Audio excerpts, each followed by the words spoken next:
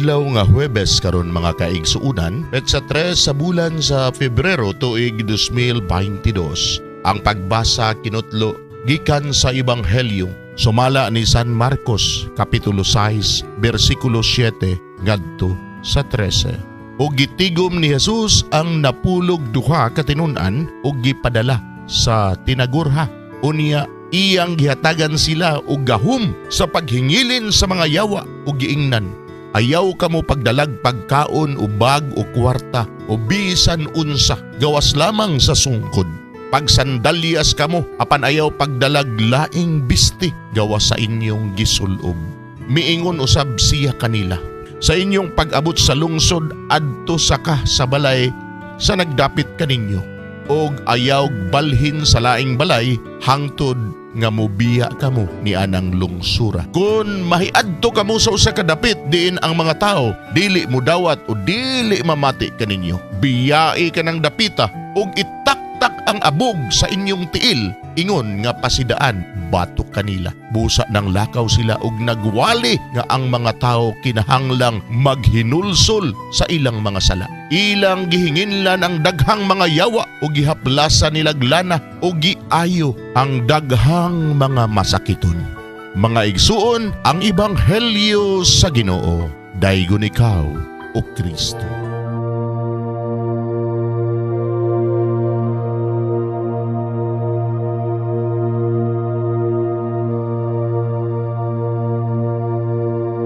Pagampo sa dili pa magsugod sa trabaho.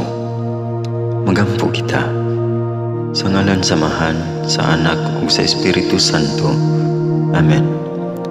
Langit no namong Amahan, sa among pagsulod nining trabahoan, among gidala ang imong presensya uban kanamo. Among gipamulong ang imong kalinaw, imong grasya, imong kaluoy, ug ang imong perpektong hanay sa among mga trabaho. Among gipadayag ang imong gahom labaw sa tanan diha sa mga butang nga among mahimo, masulti, mahuna-unaan ug mahukman sulod nining adlaw. Ginoo, nagapasalamat kami sa gasa sa kinabuhi niining bagong adlaw, niining kahigayunan nga kami nakasulod sa trabaho ug mamahimong parte niining nga grupo. Salamat sa mga gasa nga imong gitugyan kanamo. Hamong gamiton kini diha sa pagimaya kanimo. Hatagi kami sa kusog ug kadasig sa pagbuhat sa among mga trabaho. Panalangini ang among mga proyekto, mga ideya ug kusog. Aron sa ingon, bisan sa pinakagamay namong mga kalampusan, magahatag kini sa imong himaya. Ubani kami Ginoo sa among pagtrabaho nining adlaw.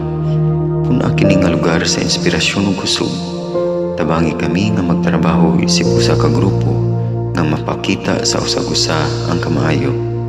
Himuha kami nga maayo nga makabot namo ang mga butang nga kinahanglan namong buhaton. Himuha kini nga lugar nga puno sa kalipay ug panagihikalaay. Ug kamugaway ug kalinaw ang mapatigbabaw niining dapita. Ginoo, kung kami anaa sa kalibog, giyahi kami. Kung kami muwadaan sa kadasig ug paglaom, dasiga kami. Himua nga ang trabaho nga among gihimo ug ang paagi sa among paghimo niini makahatag unta kini og hugot nga pagtuo, kalipay ug pahiyom sa tanan nga among mahimamat karong adlaw. Panalangini ang among mga pamilya, among Pinoy-anan, among nasod.